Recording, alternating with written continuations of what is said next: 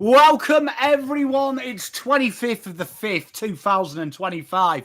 I tell you what, that's weird, that, isn't it? 25, 05, a lot of fives in there. There's got to be numerology there. But welcome, everyone, to the Kick Back with Pom show. As always, I need a special guest, and I've got none other than fan favourite, one of my favourites. He's the host of Fancast. He's the host of his own pod with Brodie Hollands. He's the host of Centre Bounce. He's on more shows than Kane Corns. I've got the great man, Big Joe. Joe, how are you doing, mate? I'm doing well, Pommy. Thank you so much for having me. Really keen when you invited me to come on. I love talking with you. I don't talk with you enough. And it's off the back of a win from my boys. I don't see many more of them coming, so I'm going to enjoy this one tonight. Mate, equals 7th, technically. Don't touch us. Don't touch us. Your finger will get burnt. Mate, it's been... we're at the halfway point. Everyone's now going on holidays. We're at that horrible time where the buys are every other side. But it's been a weird year. But when you look at the A, it's... maybe with the exception of one or two sides, it's not really as surprising, is it? But it has felt like we've gone round the houses to get there. Yeah. You got absolutely right on the money there.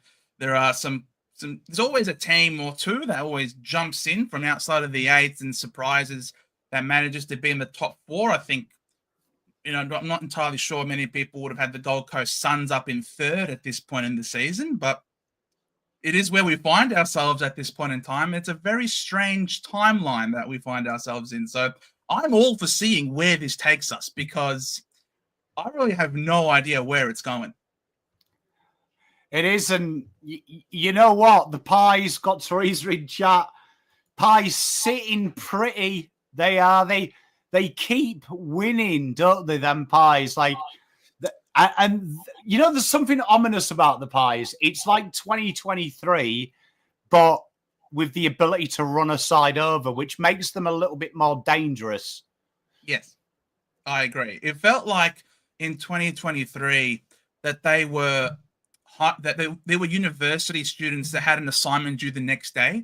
They would leave their assignment to the last minute, and then they're just pure adrenaline junkies. They could not do the assignment until the last minute and come back from behind in the third quarter to get over the top. It was a shtick that was really annoying, but you had to respect it because bloody hell. At first we were questioning, is it luck? Is it skill? But they did it so many times that you just simply had to err on the side of it is skill. But I actually agree with Teresa. I think that this Pies team is playing with more connection, more system, and they're being less streaky. I feel like they're more consistent in their performances this year, resting their older players at various times during the year and still getting up and winning regardless of who's out there on the park. I think they are actually doing better this year than in 23. Yeah, we just talked about it off camera. It's like having a first cousin that marries a supermodel, really. They've just left us behind.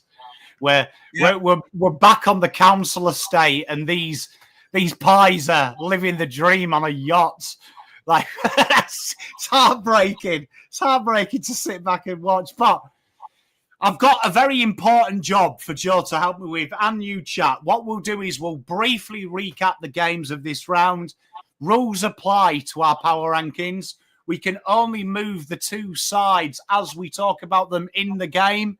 Outside of that, where they end up will be dependent on us going through all the games. So some teams might rise as we talk about the games. They might fall down as we talk about others. But we'll start with the Cats in what was the game of the round. 14-point win. The Cats, mighty impressive. But this is another defeat for the Dogs where they still hold their heads up high.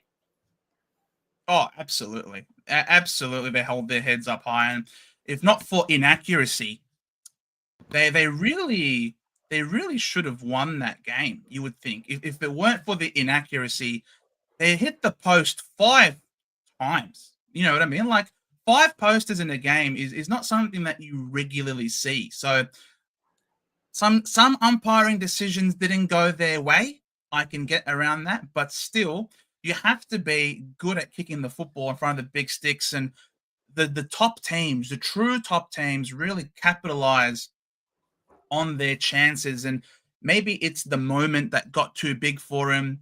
Maybe, the pressure got to him as well. And so it becomes a question. It becomes a question of, is that just simply an aberration, a one-off thing on the night where your kicking boots weren't on? Or was it that you were overawed by a team that is so good at exuding a lot of pressure? Because the Cats are certainly capable of doing that. So I don't think the Bulldogs lost any fans that night. Absolutely. I don't think the Dogs lost any fans whatsoever. And Shane, I don't even know. Shane's got to be a cat, because there's no way that was a mark. That was not a mark to Dempsey. I'm sorry. How good is umpiring when it goes for your team? Do you know what I mean? It's the quickest way to get you on side. But I agree with you, Joe. You know what scares me is we talk about in season, there's always a team like the last 6 rounds that stick their net over the line. Like Brisbane, think last year, it was the last 6 rounds where Brisbane really said, we're the front runners, not Sydney. I look at the Dogs and I just think, you look at their fixtures, they're probably going to be around the top 4. Then suddenly Darcy comes back. And I think that's dangerous. Like, ominously, I don't think the Dogs are getting enough talked about. I feel like you bring some players back, they're a problem. 100%. I love what the Dogs are doing at the moment. And Rory Lobb being in the back line certainly has been a great move for the Dogs, that they pulled that lever, and he's definitely doing a lot better in that position. But yeah, it's hard to imagine that Norton is the man down there without Jamara and without Darcy, and that they continuously be such a high-power offensive team. And, Bontempelli came back into the side. They had the first 5 or 6 weeks without the Bond. They've had a few weeks without Treloar. It's been Ed Richards, Libba, Kennedy, a different sort of mix in that midfield as well. So there is still upside with this Western Bulldogs team, which is the terrifying thing. So I'm a massive, massive fan of what the Doggies are doing this year, for sure. Mate, and Geelong, the wonderful thing about Geelong is they find a way to get it done. And I think we can all agree Bailey Smith must be close to leading the Brownlow at this stage, because he has been terrific. Would you say it's fair, Chat and Joe? I'm a firm believer of rewarding the weak. Geelong jump Dogs purely because they won. Yes, I agree with that, because the Cats cannot control if the Dogs are accurate or not. They can do their best to put pressure on those kicks, and there are a few kicks that the Bulldogs genuinely rude, uncontested, sort of options. But perceived pressure is a real thing, and to the Cats, it felt like what the Dogs were throwing at them didn't really perturb them much. It felt like they could still go forward, even if the run of play was against them with the Dogs pressing. They could still find a way with Maxi Holmes or something to just run up the ground, hit up Jezza for one of his goals, and he'll sink it from wherever.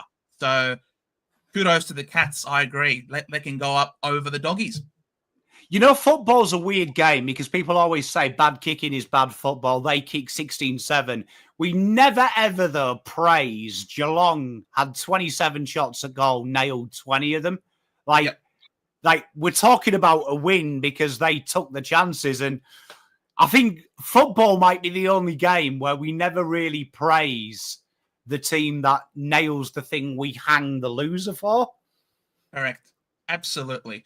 And it's the thing that we have here. So many times we're quick to we can be quick to bash opposition for you failed at this and you failed at that. And in doing so, we're taking away the shine and the gloss and the kudos that should be afforded to the other team that did those things. And you'll find a lot of times, on footy YouTube or footy clips out there where there's analysis of a particular team, you'll just find in the comment section fans of the winning team say, "Oh yeah, and we didn't do those things. We weren't good." You're right. It was just them that were bad. So you're right. We definitely need to be able to give kudos where it's due.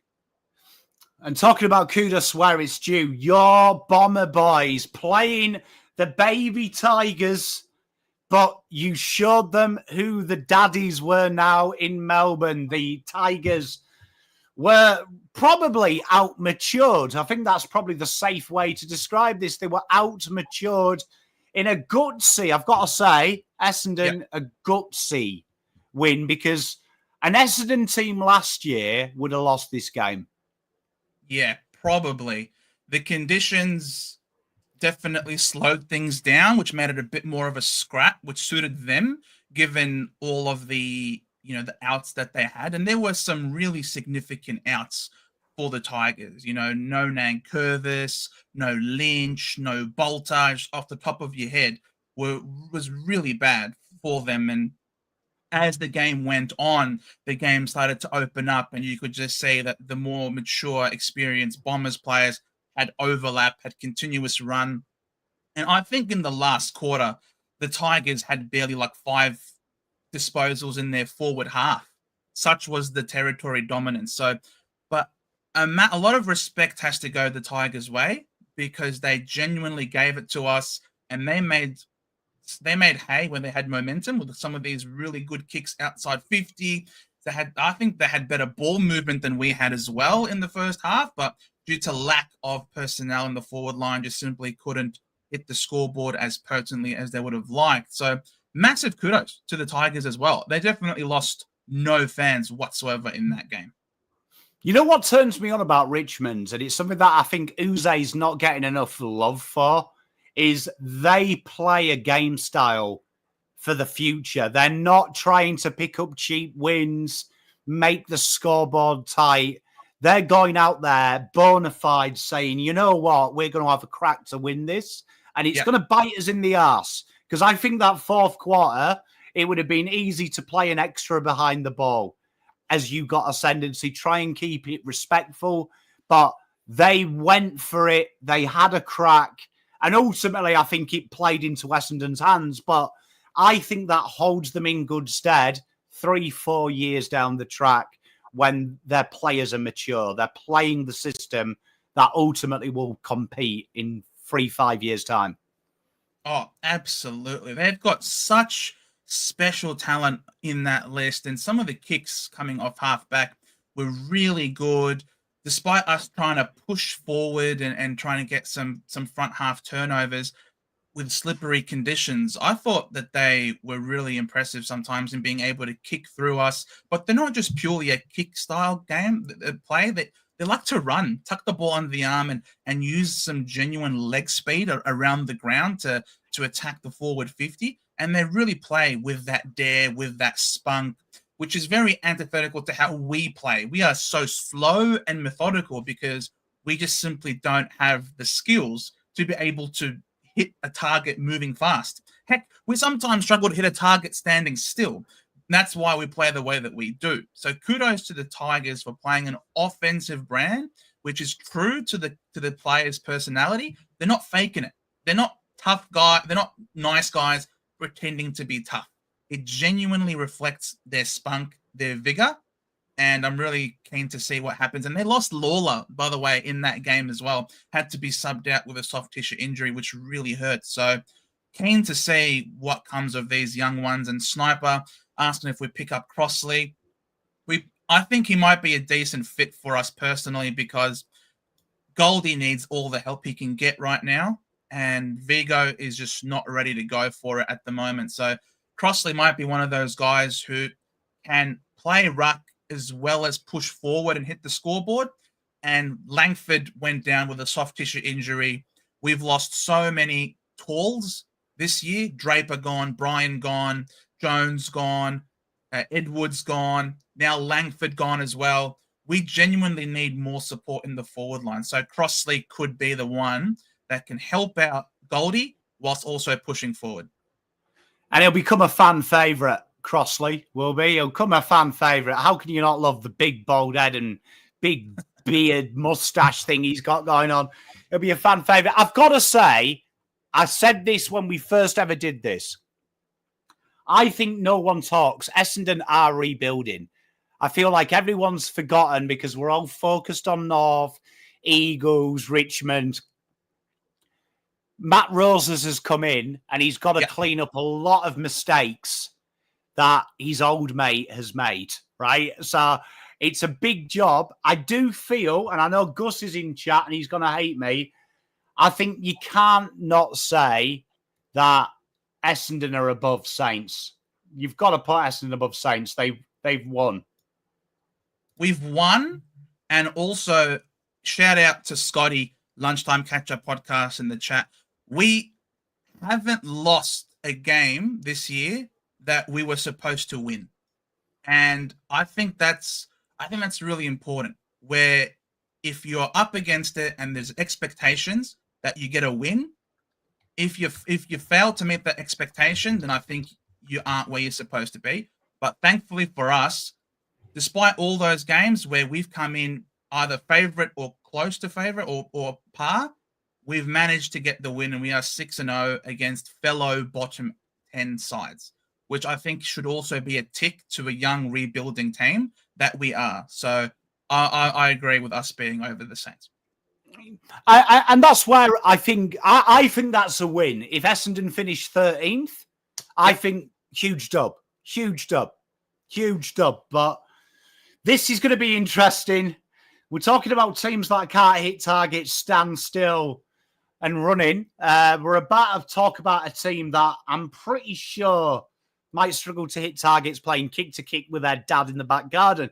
My Blue Boys went up against GWS frauds in the fraud derby, and now we can officially say Cal fraud exists. Cal fraud exists as well. We're joining GWS here. Both teams fraudulent. But I have to say, credit to GWS. Their B-grade midfield, right? B-grade midfield. They absolutely monstered us. Xavier O'Hallahan looked amazing. But questions have got to be asked about the Blues that second half. 85 points against on turnover. And again, in the second half, pressure's there. Carlton kick long, which is the equivalent in football of having a chip pan fire and putting petrol on it. Basically, when you're struggling to defend against turnover, go longer. But the Blues in real problems, and the bye probably can't come soon enough. But GWS only played 20 minutes of football and really blew Carlton off the park in that 20 minutes.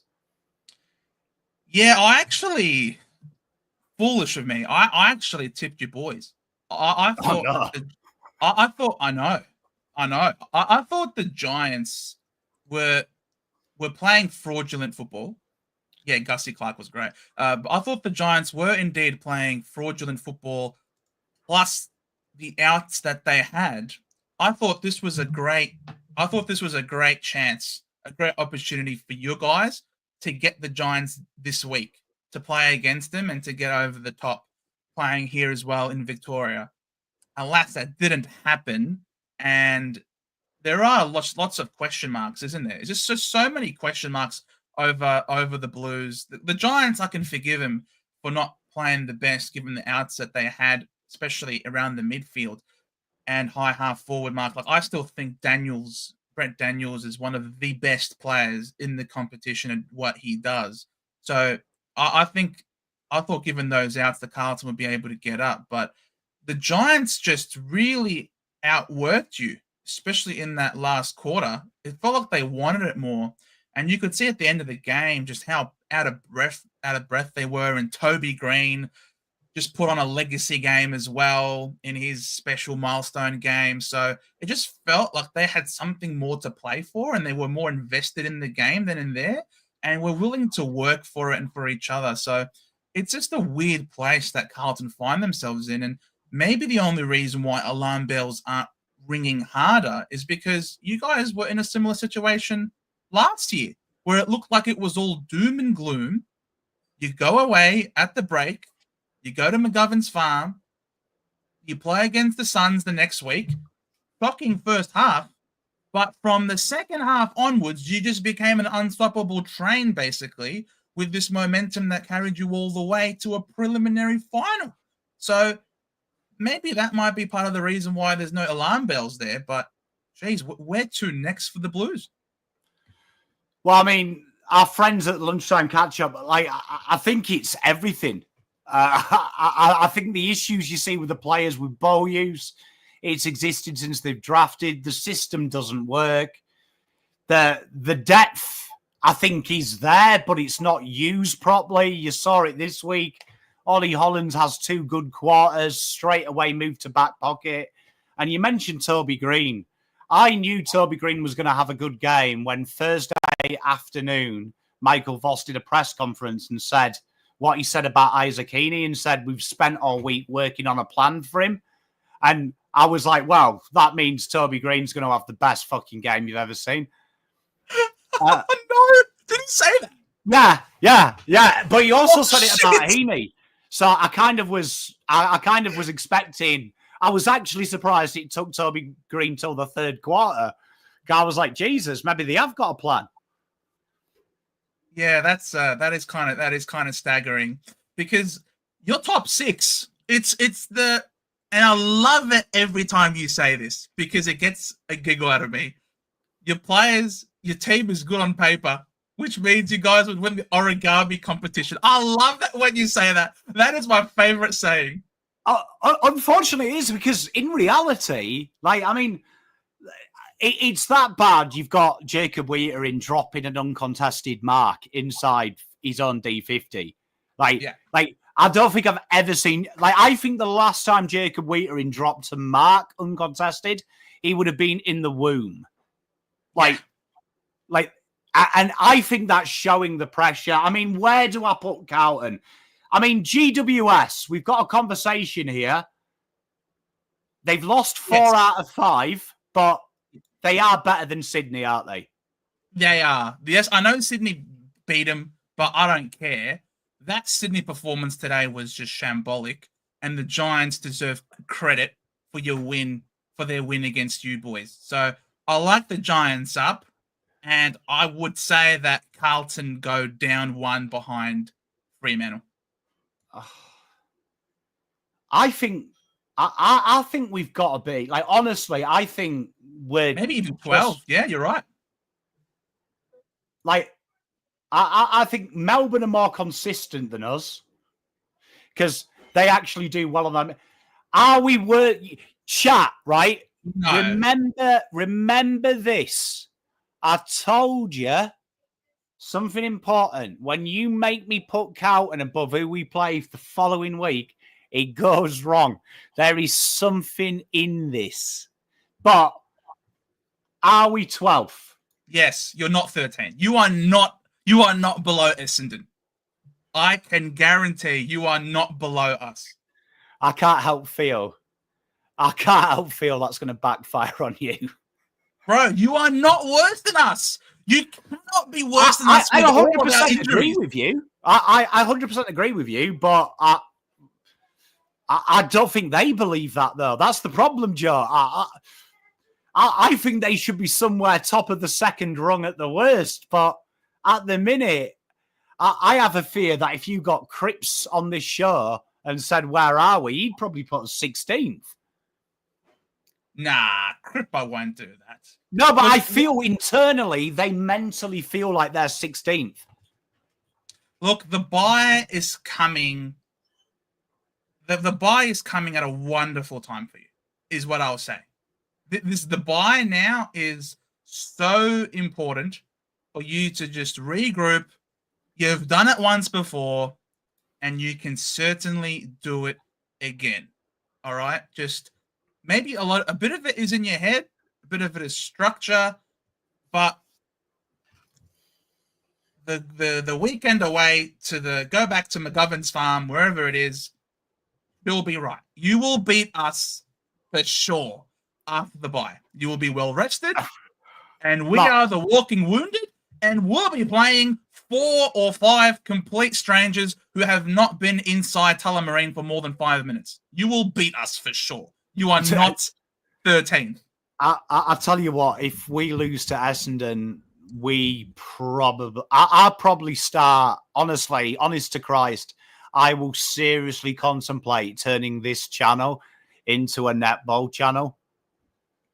Yeah, if you lose to us, that would be... I don't think I'd ever tip you guys again. If you were to beat us. I legit don't think I will ever tip the Blues ever again, because you should be beating us, and if you don't, then genuinely alarm bells ringing. Oh, don't worry, my alarm bell hasn't stopped ringing since round 3. Do you know what I mean? So think what it's doing now. Like, honestly, my alarm bells are going louder than Chernobyl. Do you know what I mean? Like, we are. I've called in the UN. It's that bad, Joe. Like, well, as Damien says, bookmark this, and we will revisit this in a few weeks' time. Hey, look. Tell you what, I've got to look. I don't like the fact you guys play yourselves down. It makes me even more nervous. So if I wasn't nervous, I am. But yeah, Matt, you know what? Because I'm so bad at picking teams, if I do change to a netball channel, I'm going to let you guys pick the netball team, because I'll curse anyone I pick. I keep saying I support Cleveland Browns through choice. They're rubbish. Carlton through choice. They're rubbish. Honestly, it's amazing my wife isn't the female equivalent of Hitler. Like, honestly. Like, genuinely. Like, because honestly, if I choose something, it's invariably bad. So, like, I am proof that maybe arranged marriages are a good idea. Like, if you look at my history of picking things, you wouldn't trust me to pick something. Like, I don't trust me to pick something. Pommy, my dad is a Hawk. I said no. I want the Bombers. What more do you want? How many flags have I missed? So, yeah. I don't want to think about it, about bad choices, all right? Let's just keep going. I still love my boys. I love my boys to the death. Maybe it's a bit of Stockholm syndrome. I don't know. But I love them, and I can't change it now. I've committed fully. As are you. Mate, there's nothing better, is there? I wouldn't change it for the world, but I'll tell you what, it's hard work. And you've just talked about the team that you did turn your back on. Hawthorn, at home, desperately needed a win.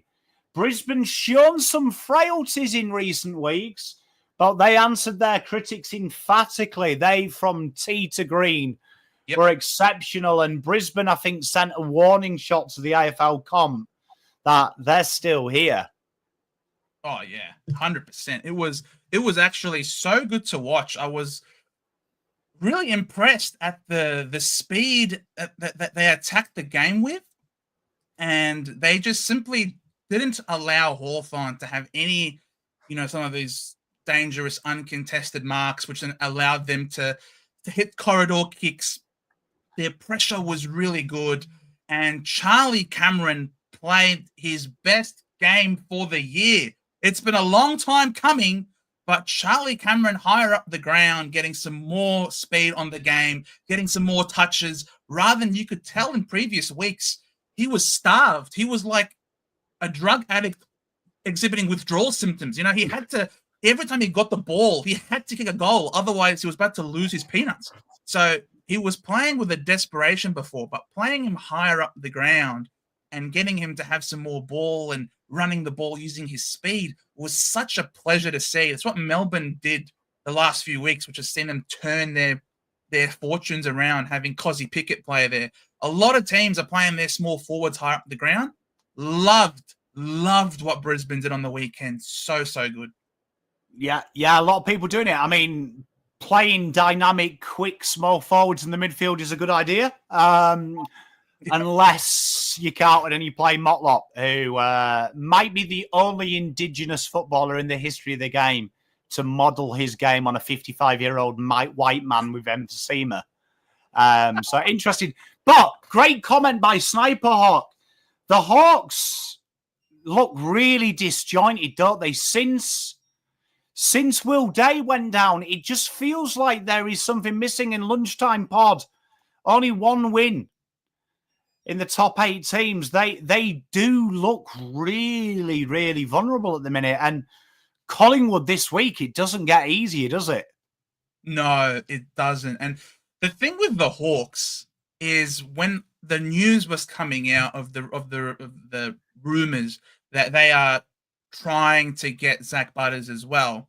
And to me, it just was a perfect, in my mind, yes, it makes perfect sense because the Hawks don't have a genuine number 1 midfielder other than Day.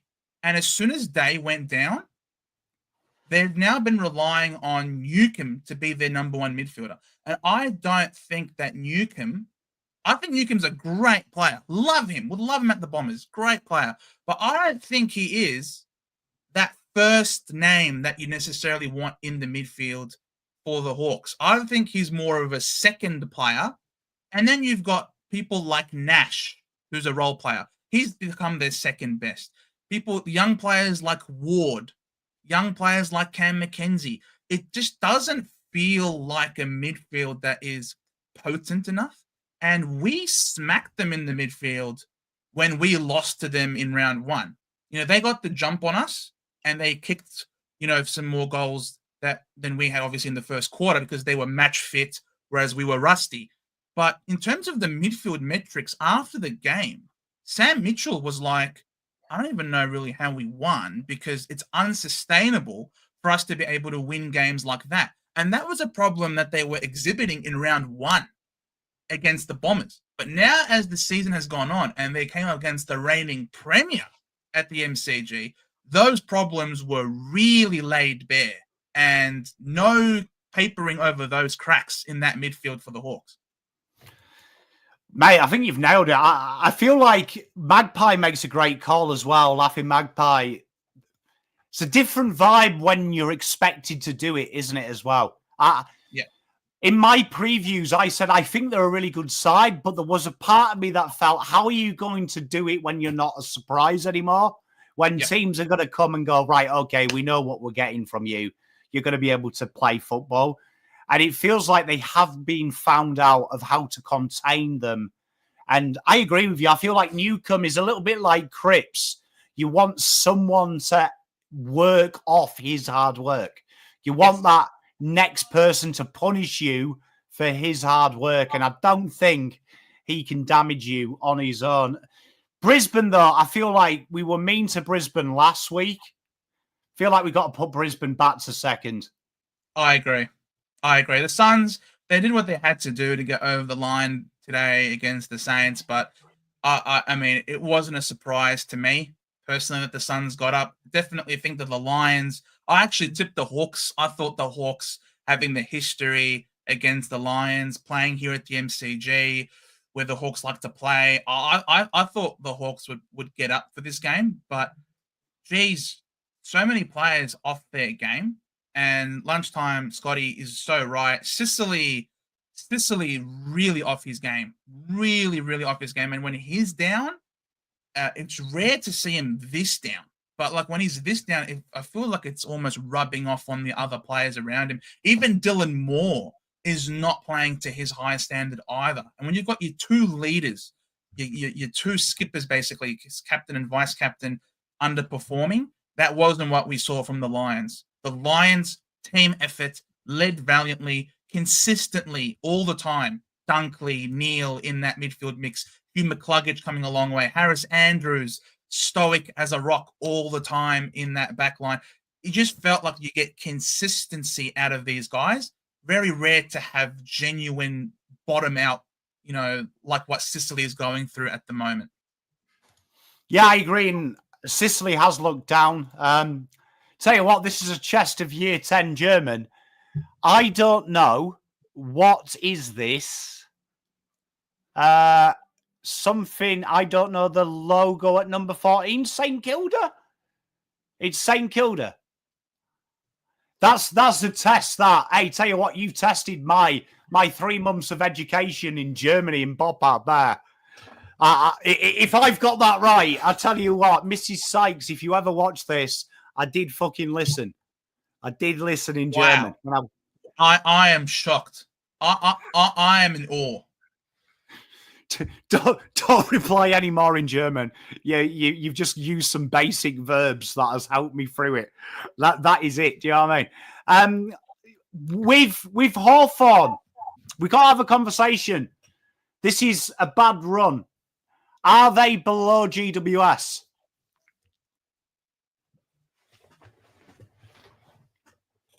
I'm not willing to go there just yet. I think it depends on how they go against the Pies this week. If they get smacked by the Pies, I'm willing to drop them down. But at this point, I would not have them below the Giants. Hey, look, if what I said earlier was true, I said she's not. She's not. But if it was true, she'd also be fluent in Austrian. So there we are. But, okay, we'll leave them where they are. General consensus is we'll keep them 7th. So I agree. Next game is an interesting game. I don't know where Swoop Luke is, if he ever watches this, but I had to spend 10 minutes with Swoop on Footy Abroad of him trying to convince me this was a banana skin game. And I said to him, I will be genuinely shocked if they get within 5 goals at full time. He had the audacity at half time to text me saying, told you it was a banana skin, right? Just that's the model of this new humble Swoop Luke, right? And I was like, bro, it's going to be 40 plus by the end of the game. Collingwood absolutely played 10 minutes of football, blew them off the park. Yep. They lost Maynard, who managed to snap his plantier in 12 minutes, just jogging. I hate to say it, but the Pies are a machine, and we need to start giving them a little bit of respect that they can play football, and they are very worrying. As a Carlton fan, genuinely concerned. Do we have to talk about them anymore? I mean, we can't move them up from number 1. Unfortunately, there isn't anywhere higher. Oh, stuff them. Stuff them. The Pies can get overconfident all they want now. If anything, let them play better. Let them continue to play even better than they are right now so that they can feel like it's theirs. No one can touch them. And let them be overconfident and then genuinely slip on a banana peel later on in the season. Let them keep winning, I say. I don't mind. Good for them. I tell you what. I agree with no regret. Like, it's everything. Like, I said it about them last week against Adelaide, and Teresa will back me up. I thought Adelaide were going to beat them because of all the injuries. But I said to her, I would not be shocked if you found a way. And it is at the moment, it's got that ominous feel that it's a team that's very connected. Yeah. It's connected. And that worries me. And it reminds me a little bit more of a believable Sydney last year. Do you remember last year, Sydney were playing with that connection, but yes. I didn't quite believe it. But I do, for some reason, believe this Pies side. And it is quite ominous. I hate to say it. Look, we just need the club psychologists at each of the teams to really put in extra work of self-confidence and self-belief in all of the players before they go and play against Collingwood. Because it pisses me off to no end that the aura from the Pies somehow seeps into the players taking set shots and they miss. And then Collingwood go the other way, kick a goal, double whammy, you drop your head, and they run with it. There is no better team at just running away with momentum and building on it than the Pies. And so players genuinely have to be up for the fight, and they have to be ironclad in their mentality of they're just a team and we want to beat them. We're not afraid. You can respect them, right? Of course, you should respect your opposition, but never fear your opposition. And I feel like at times that's what happens. The Pies might be in a vulnerable situation, but their opponent does not take full toll in that moment. And then the Pies make them pay, like all good teams do. They make you pay at the end. So if for some reason you work at a footy club and you're a psychologist there, please tell them that the Pies suck and that you're not afraid of the Pies. You're not afraid of the Pies, all right? Look them dead in the eye and say, I'm the captain now. Yeah, you know, there is, we talked about this last week, that there is, when you watch great teams, there's perceived pressure, you know, like an ominous feeling about playing them. You used to see it like with the Chicago Bulls. Even though you were beating them, there was that fear that at any moment in time, Pippen, Jordan would turn it on and you would be up shit creek without a paddle. I said to my mate, I was in a group chat and he is a North fan and he was really excited. And when Jai Simkin missed that shot in the third, I was like, yeah, game over, mate. And he was like, what you want about? There's only a goal in it. And I was like, that was your chance.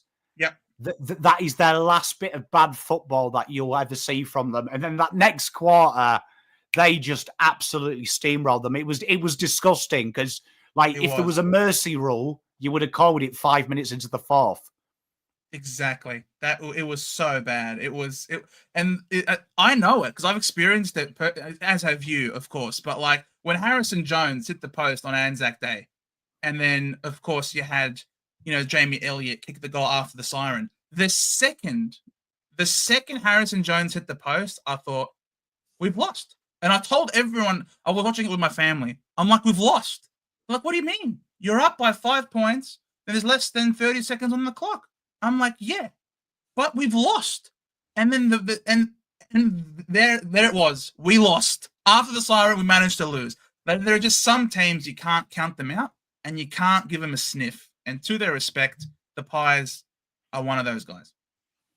Tell you what, it's going to be interesting because when they get a sniff, they get a sniff. But, I mean, North Melbourne, can we punish North? Like, they seem so hard to read because they just look a lost team. They do. They just don't know how to win. Even when they beat the Tigers, they did everything they could to lose it. Like, it was crazy. So, I don't know about North. Are they as developed as I hoped they would have been by this point in time? Look, probably I hope to see more wins out of them at this point. And with Clarko at the helm, one of the best coaches, I would still have them based on, just because of the fact that the Tigers have got so many outs and injuries at this point. I think North should still be ahead of them. They've started the rebuild before the Tigers. Would I put them over Port? No, I wouldn't, because Port still have Butters and Rosie, and that combination in the midfield is enough to have them over North Melbourne. So I'll keep North where they are, personally. It'll be interesting. You see, I'm with you, and it'll be interesting with Geelong because I feel like Geelong showed you the model, and what we gave Geelong kudos for in their win was probably what beat Collingwood. The fact that they have the mental fortitude to take them chances when they present. It feels like some teams really need to get that. But I do feel like Cats are one of the sides that could probably stand toe-to-toe with them. Yes. Oh, because they just know. It pisses me off as well. Just die already. What else a chance? Give us a chance of being good. Stop taking these players at pick 50,000 and having them be all Australian type players. Like, it's ridiculous. The Cats are the best run organization in football, and they just continue to flourish. It's ridiculous. They're so good. They're so good. And talking about teams that flourish, we've got one of the most inconsistent sides in the history of the game, Fremantle, who absolutely destroyed Port, and Port look like they are having a death rattle moment, don't they? Port, it feels like it's a matter of time before Carr takes over officially, because they are going bad to worse. And fair play to Fremantle. They've gone through a tough couple of weeks. They're starting to find a bit of form and probably finding form at the right time. Yes, for sure. Yeah, no, just waiting for Carr to pull up. Waiting for the car to pull up and say, Hinkley, time to go. It's time to go. So, yeah, look, I personally think that Port, I don't know if you're trying to do the good thing by your coach and not let him go and just simply give the keys to Carr immediately to start driving. Like, I personally think it's really weird that they decided, you know what, we're gonna do that succession plan in a year where Butters is considering his future. Like, do you not want to keep this guy? You know what I mean? Like, don't you want to keep Zach Butters, who is their best player on the list and one of a handful of players genuinely capable of winning a Brownlow medal and winning a Norm Smith? He is so good. Why are you doing everything in your power to encourage him to go back to Victoria?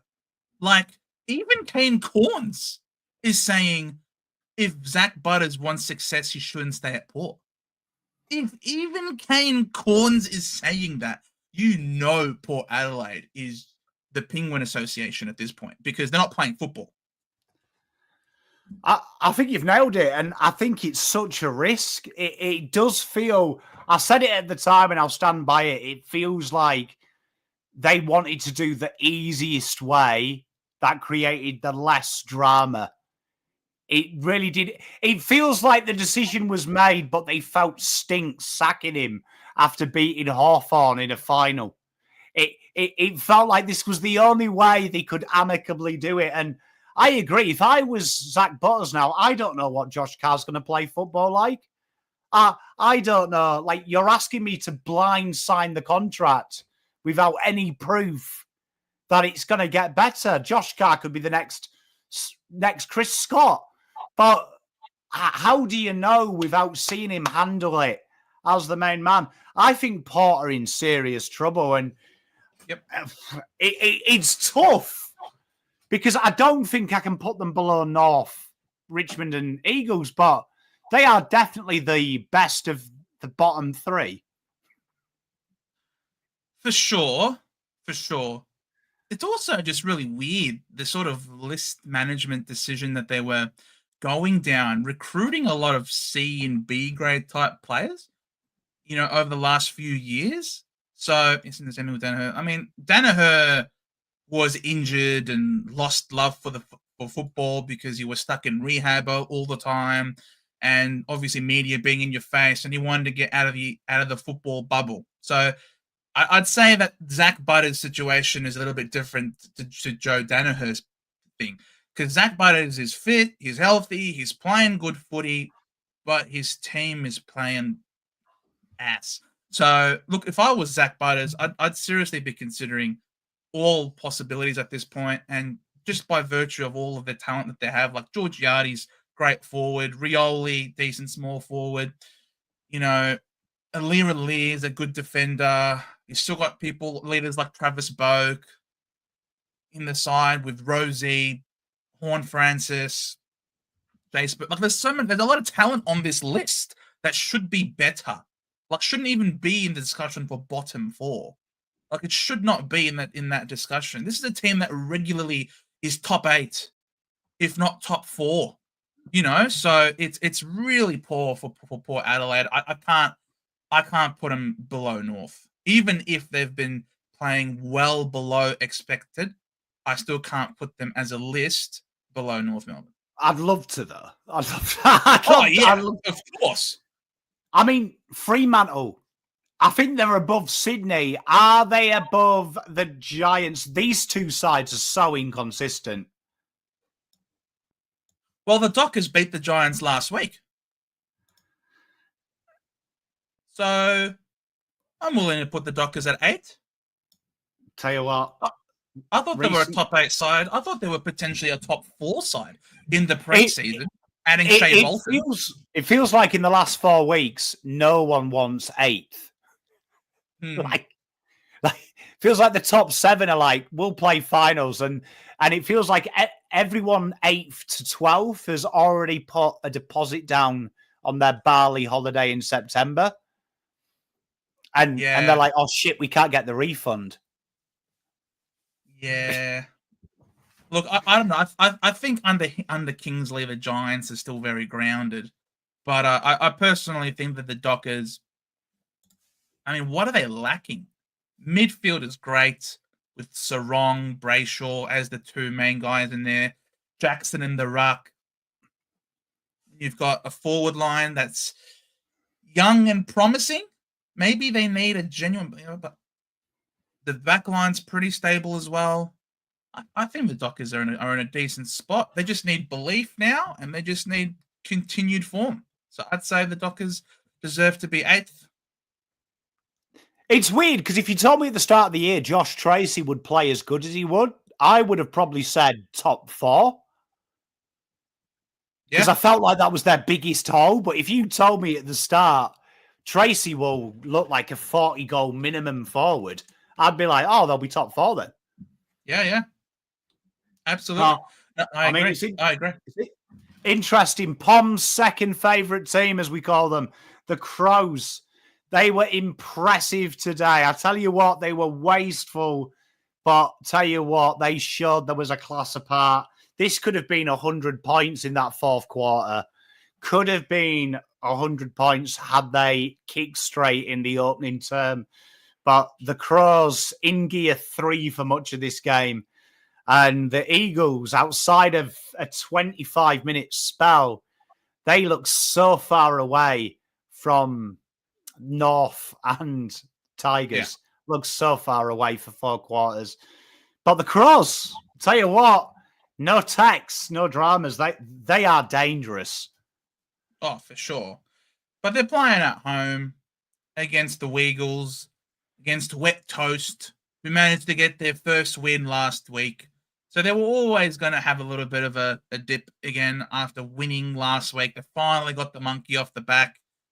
So I really don't think we learned anything new about Adelaide, to be honest, when you look at their opposition. So I'm happy to keep Adelaide where they are, because I don't necessarily think that them beating up on the Eagles means that they should be able to jump ahead of the Bulldogs, who really took it up to the Cats at the Cattery. So I'm happy to leave the Crows where they are at 6th. And if West Coast could somehow be put to 19th, because I think Tassie right now could beat West Coast. Sad to see. I mean, it just shows you. I said this last week. I think people forget the Premiership window slams shut 10 times quicker than it opens. And it's amazing that it wasn't that long ago this Eagles side won a flag. And then it suddenly slammed shut. And it wasn't long ago Richmond were bringing in Taranto and Hopper for one last push at the flag. And now they're a big part of the rebuild. It is very dangerous how quickly that door slams shut. And when it shuts, it's a bastard to open again. Yeah, I think I think both Carlton and Essendon have found that it is welded and then was sent to the bottom of the Pacific Ocean, where the pressure of just it's impossible to open again. So yeah, look, we'll be 85, 90 years old, bro, and our window is still shut. So we'll see what happens. Hey, Carlton's Premiership window's like the technology to go to the fucking moon. We haven't thought about it for so long. We've had to buy people to tell us how to fucking get there. Like, you know what I mean? Like, I've started to actually be like, watch the 95 grand final and think it's a conspiracy. Yeah. Like, that's how bad it is for me, Ethnic. So don't worry. I know how bad it is. But the Demons, let's talk about the Demons. The Demons were dead and buried 6 weeks ago. Yeah. Simon Goodwin, you know what? Full credit to him. Me and Caden were on this channel.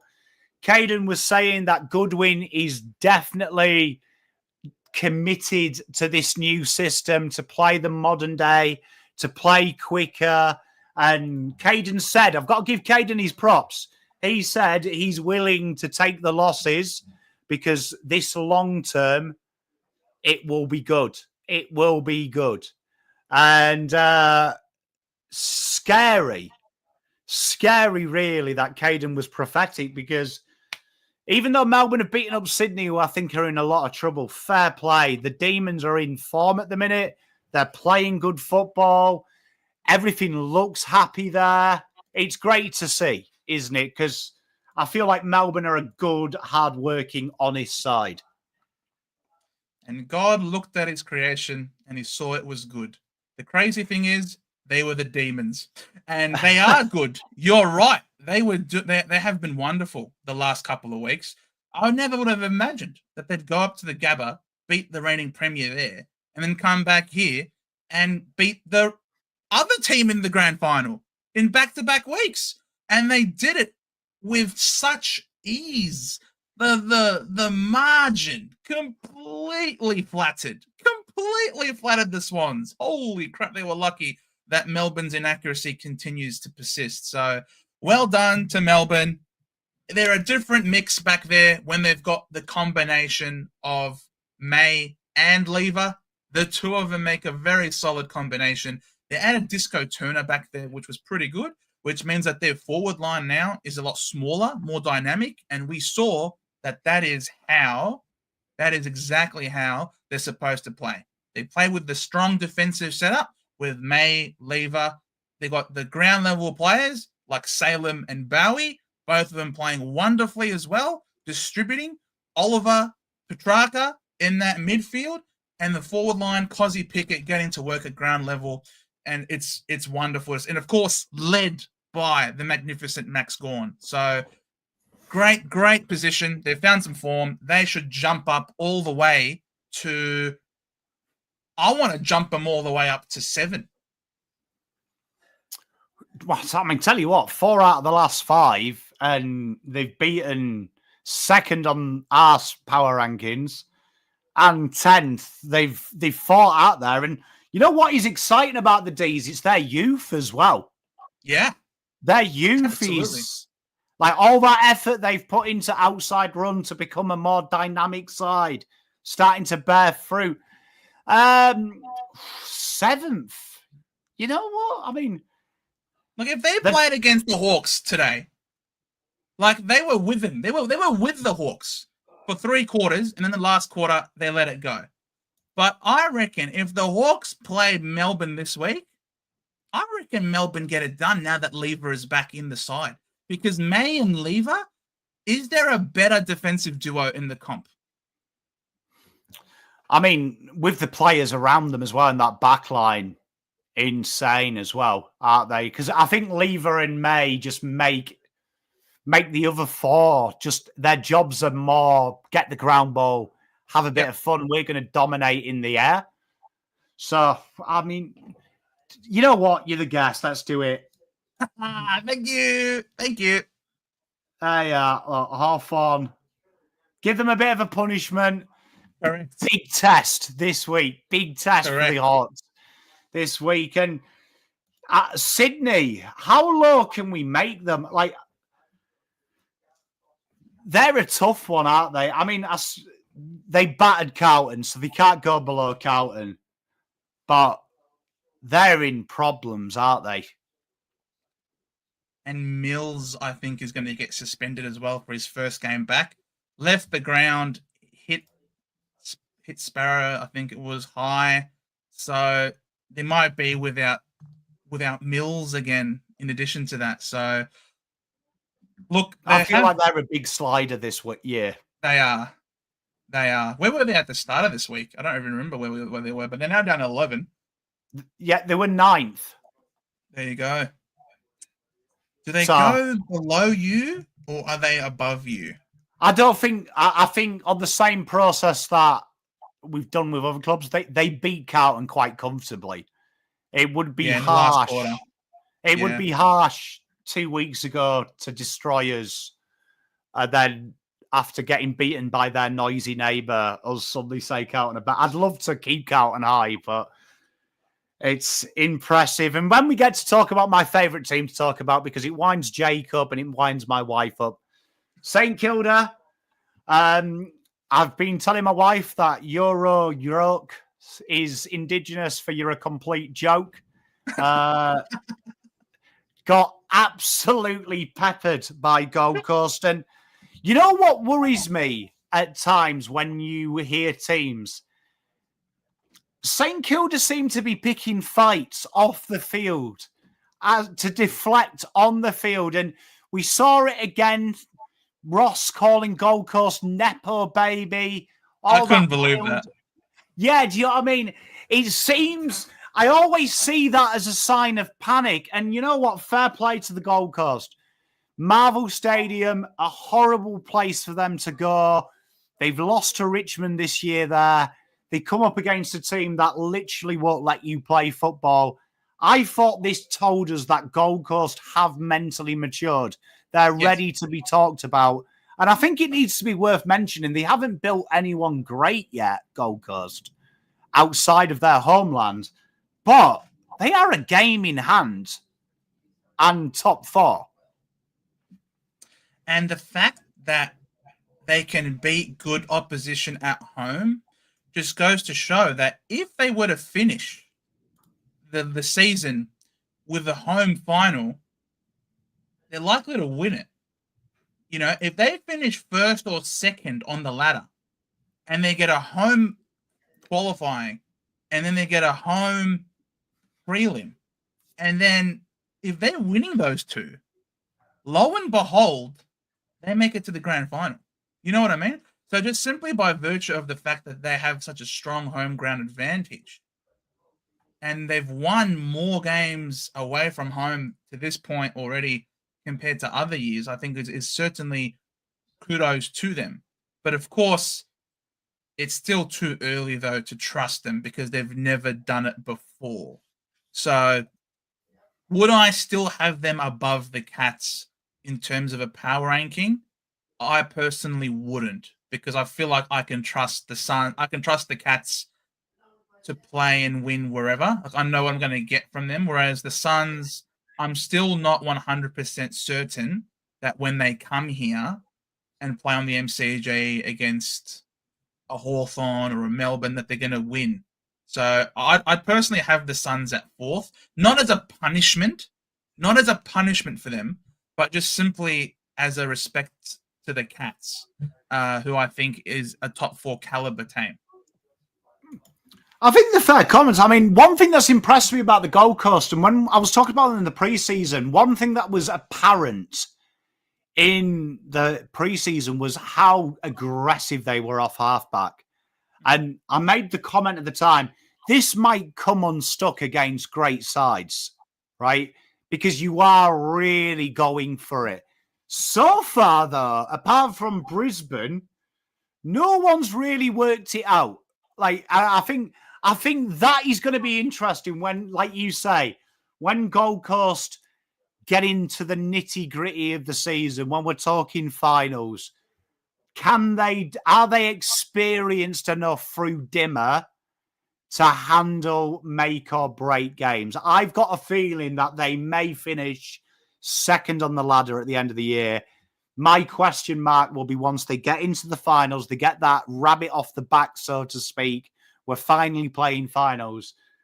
How do they hold up when teams like Collingwood, Geelong, Brisbane, they've been there, they've done it. It's not going to surprise them. Yeah, but they haven't been challenged just yet. You know, in terms of winning against a strong opposition away from home, because they haven't been challenged yet. I mean, I guess their first challenge was coming to Marvel Stadium to play against Richmond, and we know that they have a very bad record, and they lost to Richmond at Marvel Stadium by 11 points, you know, a few weeks ago. So it's not like, you know, there's still question marks over them and their reliability. Do I think that under Dimmer and some of the recruits they've got will hold them in great stead? Absolutely. But are they more reliable than the Cats and the Dogs are, for example? I wouldn't say so, personally. I'd say they should be rewarded for their start of the year in winning. You can only beat the teams that are in front of you. But at the same time, I don't think they've beaten the caliber of opposition that Geelong has, for example. So personally, I'd have the Cats at 3 and the Suns at 4. Oh, that's I love you, Joe. You're a man of Gold Coast, chat.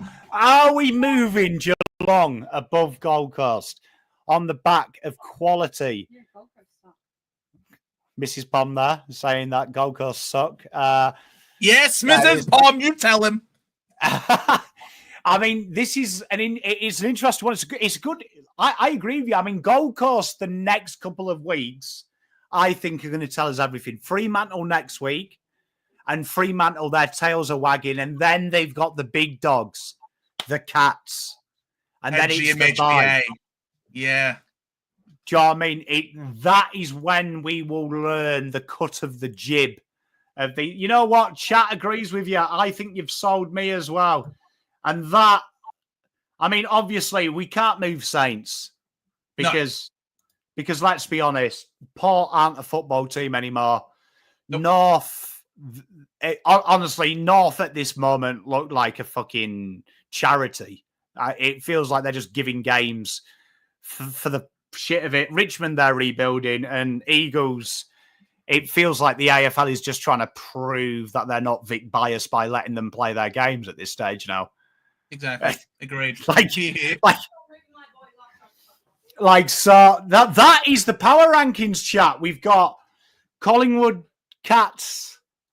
Lions, Cats, the Suns in the top 4, Doggies best of the rest, Adelaide on their tails, Melbourne the big risers, Hawks clinging on to the 8, Fremantle and Giants though, they're fighting for that, Sydney on the way down, Carlton wondering what the hell is going on. Essendon, they're proud as punch to be there. They've survived. Honestly, their injury list at the minute looks like the Battle of the Somme.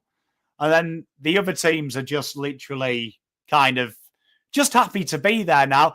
They're like, your second cousin that you invite to your wedding. They're just happy you've remembered them. Exactly. Exactly. Just happy. It's going to be interesting. You know what? After this bye, it's going to be very interesting in 3 weeks' time to see how that materializes. Agreed. The byes have come at a good time for some. Our bye can't come quick enough. Yeah, well, I mean, to be fair, you've got the mid-season draft, mate. So, that makes it... look, tell you what, has there ever been a more important draft while I've got you here as an Essendon man? Ever? No. And the crazy thing is, this end-of-year draft is so compromised. It's a tragedy that we are so invested in there. But, yeah, look, this mid-season draft is going to be important because whoever plays... Like, we are in such dire straits at the moment with injuries that the AFL is letting us play whoever we pick up in this mid-season draft the next day. The next day, we fly to Brisbane, but we are in such dire straits that the AFL are letting us play these guys. So the bye can't come quick enough for us. Mate, I'm looking forward to seeing Crossley. I know lunchtime catch-up talking about McCartin. You know what? He would be a good get as well. Do you know what I mean? I'm looking forward to it. I prefer, as a guy who follows the draft a lot, I prefer mid-season than the actual national draft.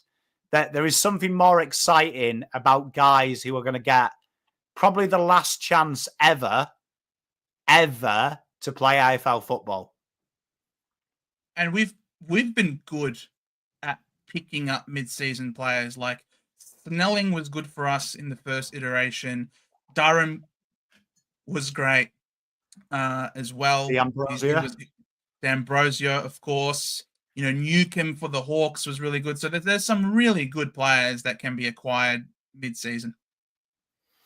Mate, well, now we get everyone's favourite game. A couple of weeks ago, we set the record, right? And this last week, we had a bigger record because the great man, Swoopy, got 7. He had 7. So Navy Blue Corner leaves our leaderboard, and we have to put a new one on there. And if those who watched last week will notice that the beautiful Swoop Luke actually got naked on the stream. Took his shirt off for beating this. I'm genuinely scared to think what will happen should his team win the flag. Indeed. If he takes his shirt off because he beat Wooden Spoon Data in Guess the Player, imagine what's going to happen when he wins flag 17. But right, Pom, this is what dreams are made of. What the hell has an AFL Grand Final got to do with one's own skill? Nah, this is what we've been training for our whole lives, mate. Well, the next competitor here to try and bring some pride into Essendon, to knock Collingwood off at Guess the Player, is the great man Joe. And Joe, you will get a minute, but what I am excited about is you've got what is AFL general forwards. Okay. So think small forwards, think half forwards, and it's categorized by the AFL Champs data for 2025. So that helps you out as well, because a lot of people have been removed, like Dane Zorko and players like that. So that is what it is. I will give you on your screen in 5 seconds an online countdown. Countdown. There we are. 1 minute. Right. So you should see it. There you are. Right. Yeah. Tell me when you're ready. Chat, you can help him. All right. Teresa's cheating. Teresa's cheating already. Yeah, Jesus. Essendon forwards. Oh no. They all go down with season-ending injuries for us. Have you got any Essendon ones in this one? There is one in the first screen, so you should be. I mean, I don't know if we get there, you've broken the world record. Okay. All right, let's go. Okay, ready, go. Okay, first player plays for Gold Coast. He's absolutely sensational this year. Lombard. He's got the same first name as a famous Geelong player with a headband. Oh. And his surname is a bear. His mate. His first name is Smith at Geelong. Small forward. Can we skip? Yes, we can skip. North Melbourne, superstar, small forward, kicking goals left, right, and centre. Got a 3 week suspension for a tackle. Yeah. Fremantle's big summer recruit. X-Factor. GWS killed Carlton. Toby Green. Geelong player, probably their best player, came from Dempsey. Werribee. Stengel. We'll skip it. Collingwood.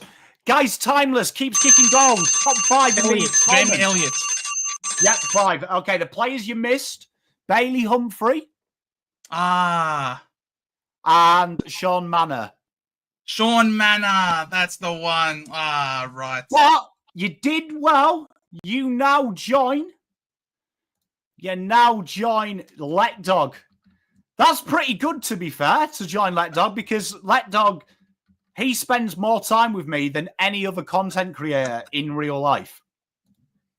Fair enough. Who was the Essendon one going to be? Archie Perkins. Archie Perkins. Man, that was tougher than I thought it was going to be. Jeez.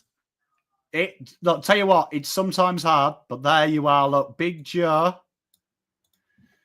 He's on the leaderboard.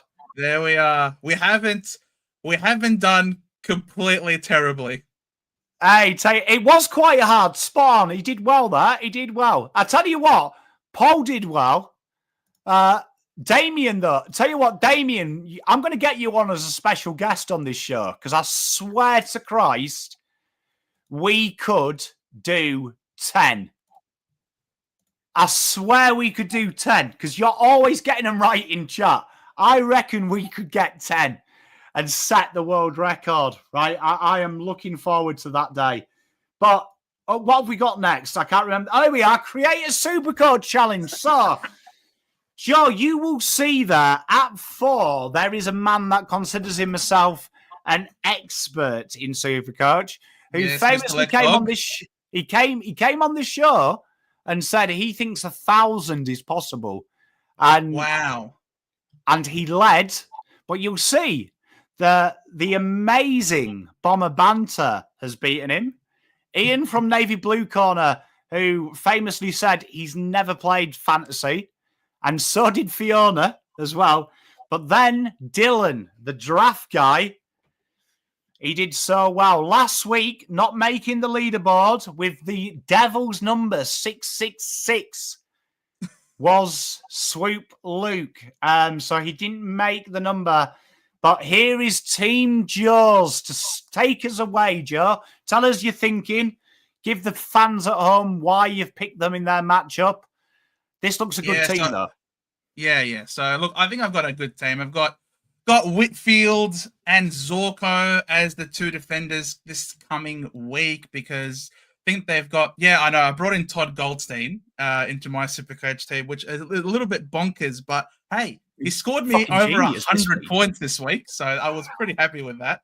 But yes, so in terms of the defenders, I think the best scoring defenders that you have to get are the ones that are distributors, the ones who take kick-ins, the ones who are the quarterbacks. So I thought I'd go for the best quarterbacks in the competition in Whitfield and Zorko. The reason why I've gone for those two is because Zorko's got the Bombers, and our forward line is in absolute shambles at the moment. So I'm thinking Zorko is going to be lapping up whatever terrible entries we will be giving him, as well as whatever rushed behinds he will feast on the kick-ins. And I have Whitfield there. I had Whitfield because I was thinking that this guy is going to be, again, part of the orange tsunami coming out of the back line. He's got Richmond this week, and Richmond tend to do pretty poorly against dashing halfbacks. And I'm thinking that this is a great matchup for Whitfield there. For the midfield, I've gone with Sinclair and Neil. Sinclair also playing that.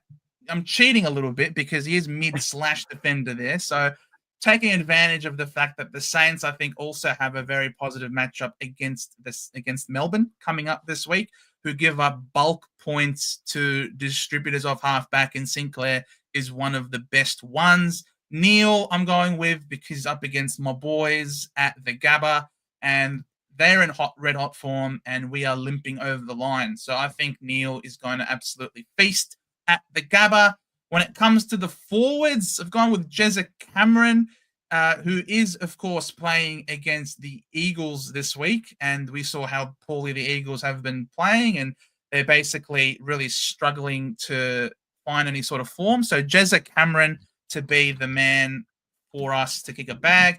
Cam Rayner is a left field sort of option because, again, he's playing against the Bombers, and I just think Brisbane are going to be very comfortably defeating us at the Gabba. And for the ruck, it's very hard to go past Maxi Gawn, who just continues to be a stalwart of the competition. And the bye round this week has certainly taken out a few of our options now because there are some teams that are on the bye this week. So I've gone a bit trigger happy with Brisbane players against the Bombers because I think it's going to be one-sided. Mate, I like it. I do like LS here saying that they're going to give double points for jogging, so TDK will score better than Gone. You know what? I like it. I do like your plan as well. I see you put a lot of thought. Teams that give up points to halfback.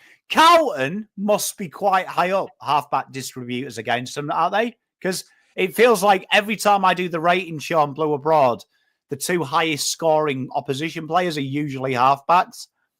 Yeah, well, Carlton, they used to be a really hard team to play against as the halfback line, but this year they're not as bad. They're still considered like a medium hard matchup. They're not the hardest. Like last year, you guys were really hard matchup. This year, you are giving up a few more points to those distributors, but obviously a lot of it comes from your midfield being really strong and your midfield being hard to score against, and you get a lot of forward, I suppose,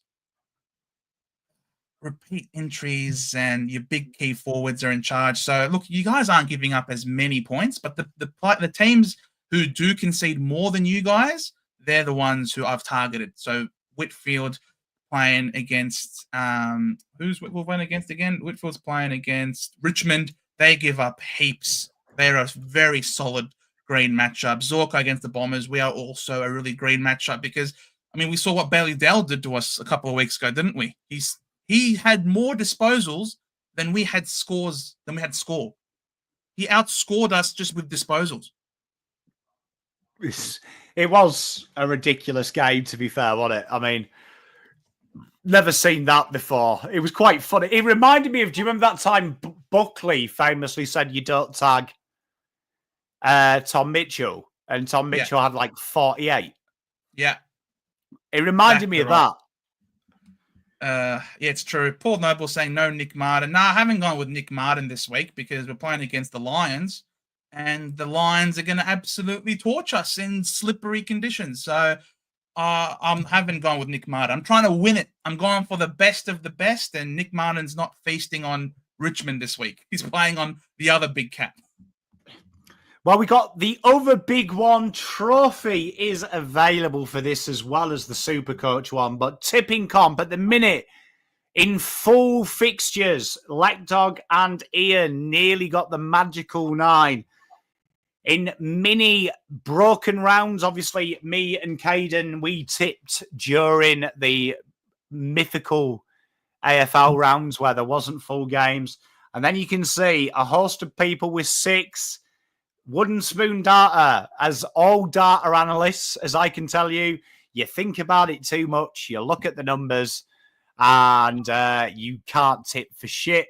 And Swoop had 4. So, obviously, I am no longer involved. I am merely here for lows.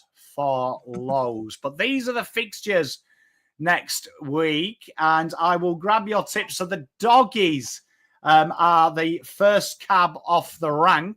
Lions versus Bombers are the first cab off the rank. Who are you going for here? Oh, Jesus. The Lions, the odds of the Lions winning are about as strong as the sun rising tomorrow.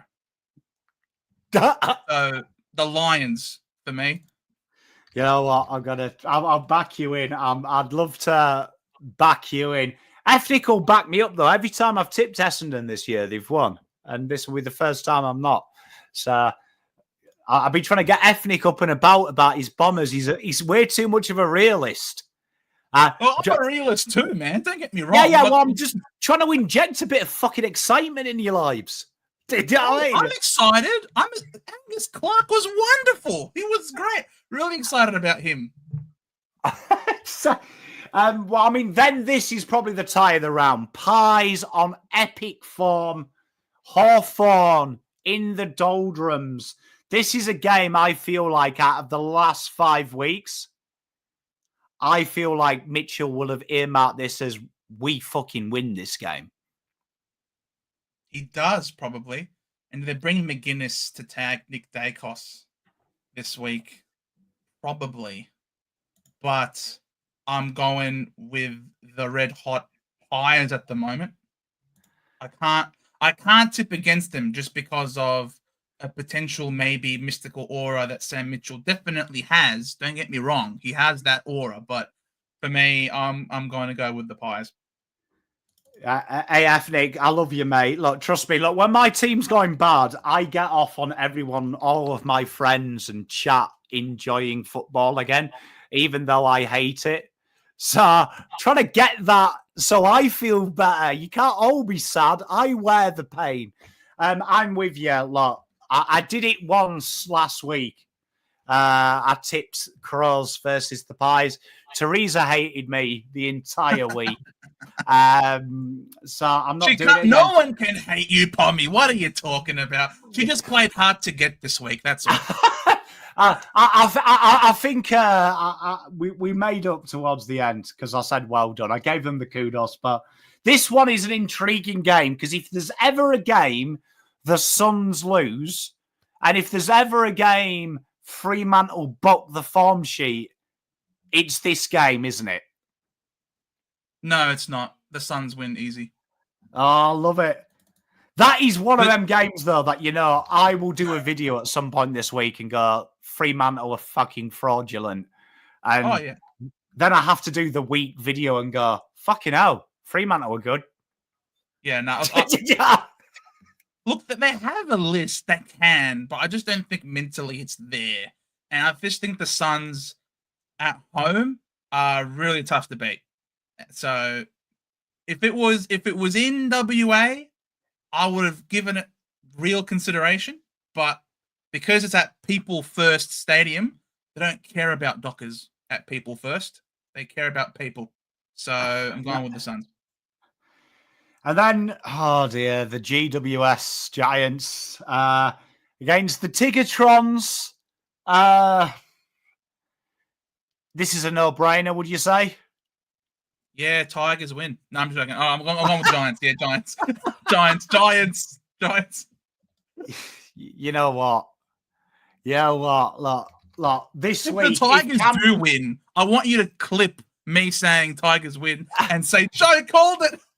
I've got to give a shout out to my boy Cameron. He's taking it really bad that I called them the GWS frauds. And although I'm not retracting that they are fraudulent, full flowers, you beat Carlton with your B-grade midfield. Full flowers, when the game goes your way, there is no better side to watch. But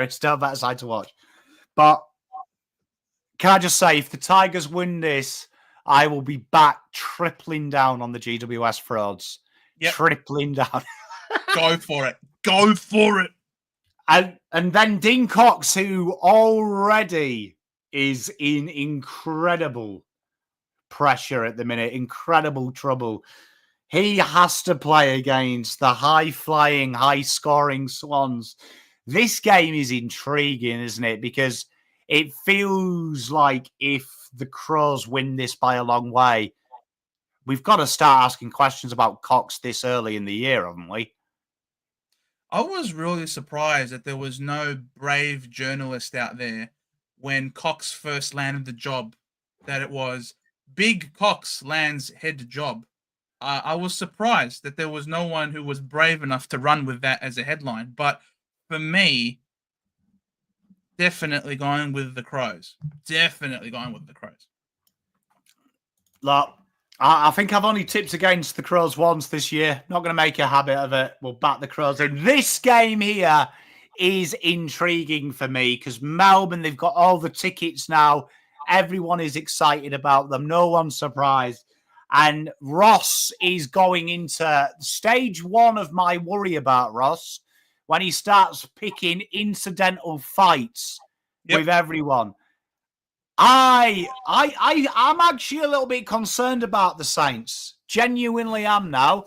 I feel like I think we're starting to see no one cares about defence in the league anymore. If you can't kick 120 points, no one cares. Exactly. So, and the Saints backline, that style certainly is not helped by losing battle to the Hawks. You know what I mean? So, yeah. And the way the Demons are playing with free-flowing, attacking endeavour, they're not playing with a tall forward line. It's going to be the Demons for me. The Demons. I'm with you. And then we finish. This potentially has blood. What a game! What a match this will be! Oh my god! I can't pull out the coin. Pull out the coin. It's a genuine coin. This genuinely feels like you know the game that when Cameron inevitably wins the Coleman, that people will go, it was the 28 goals he kicked against the Eagles. It genuinely feels like this is the one that puts the asterisks on the Cameron Coleman. That's why I've got Jezza Cameron in my Supercoach team this week. Like genuinely, Kerno had the same thing when he won it. Yeah. But this one feels worse. Like I can feel Cameron kicking like 15, 16 in this game. I feel it coming.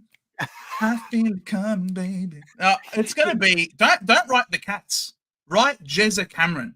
Jezza Cameron alone to beat the Eagles. Tell you what, double points if it's Cameron. Tell you what, no, I'm with you. Like, I know, you know what? Someone in the chat today gave a really good stat that when Rochelle kicked that goal, it was the first goal kicked on Sandy Brock in like 2.5 hours of football. And like, it did cross my mind. He needs to bank them because every 20 seconds, he might have one next fucking week. Do you know what I mean? He needs to remember that 2 hours. That Absolutely. 2.5 hours. That 2.5 hours has to be replaying every day during the week in preparation for that game. I can do it. Because honestly, that could be like every 5 seconds, Cameron. I genuinely feel sorry for them because, like, there's like, you know, when you say, I just want them to have an easy game, genuinely, there isn't a bad game, is there? Genuinely, there isn't an easy game for the Eagles. No, I don't feel sorry for them. I feel morbidly curious to see just how bad it can be. You know, I just want to watch this game with popcorn and say, could it get worse as the game goes on? That's what I'm curious to see. So, but I don't feel bad for the Eagles because they have a history of being really quick to rebuild. So I'm just going to enjoy the down part now. They'll come good sooner or later. Can I just say, as a Carlton fan, never ever go into a game, how bad can it be?